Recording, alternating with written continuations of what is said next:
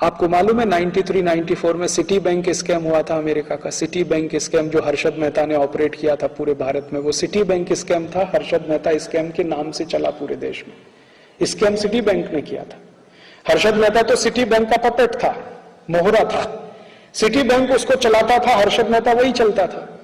City bank ने भारत में आके हर्षद मेहता को खड़ा किया और हर्षद मेहता को पैसा देना शुरू किया और उस पैसे से उससे कहा कि शेयर खरीदो, हमको दो। तो हर्षद मेहता अपने नाम से शेयर खरीदता था, सिटी बैंक को ट्रांसफर करता था, पैसा सिटी बैंक देता था। तो सिटी बैंक ने खेल क्या खेला कि भारत की कुछ कंपनियों को उठाना है, कुछ को गिराना है। जिन कंपनियों के शेयर सिटी बैंक के पास है उनको उठाना है, जिनके नहीं है उनको गिराना है। ये खेल में वो लग गए। हर्षद मेहता उनको कठपुतली की तरह से मिल गया, उसने खेल खेला और उस खेल में हिंदुस्तान का हजारों करोड़ रुपए, कम से कम 76,000 करोड़ रुपए डूब गया इस देश का।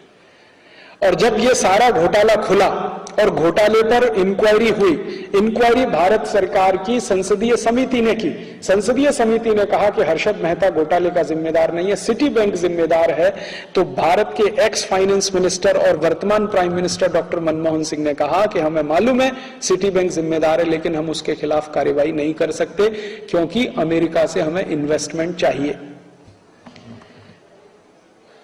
और मनमोहन सिंह ऐसे फाइनेंस मिनिस्टर और आज भारत के प्राइम मिनिस्टर के रूप में भी सिटी बैंक के खिलाफ कुछ करने की स्थिति में नहीं है, क्योंकि उनको इन्वेस्टमेंट चाहिए वहां से।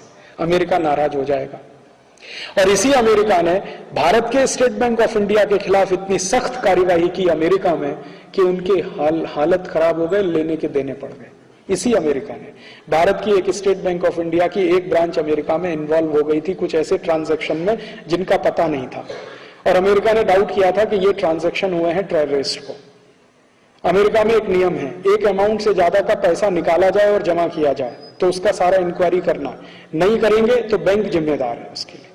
तो स्टेट बैंक ऑफ इंडिया ने ऐसे कुछ ट्रांजैक्शन किए थे जिनका कुछ अता पता नहीं था। उसमें अमेरिका ने इतना हैवी पेनल्टी ठोका उनके ऊपर कि एक ब्रांच का पूरा डिपॉजिट उसमें जाने की स्थिति आ गई।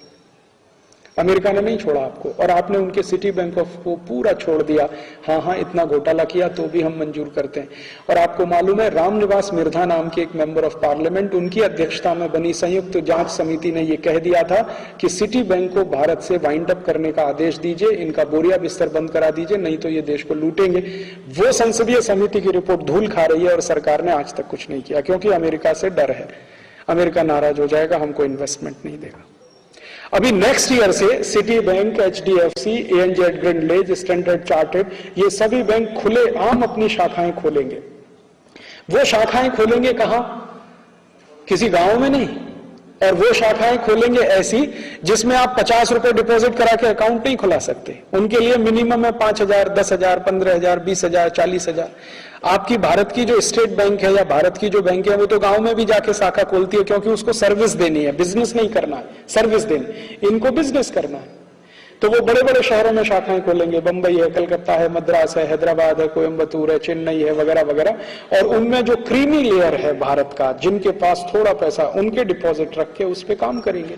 और वो डिपॉजिट को कहां इन्वेस्ट करेंगे वो आप भी नहीं रोक सकते और तय भी नहीं कर सकते। तो आपके देश की खून पसीने की कमाई, पूंजी, जो डोमेस्टिक सेविंग्स है, वो विदेशियों के हाथ में आप दे देंगे। इसी तरह से बीमा के क्षेत्र में वो आएंगे, इसी तरह से हर क्षेत्र में वो घुस जाएंगे।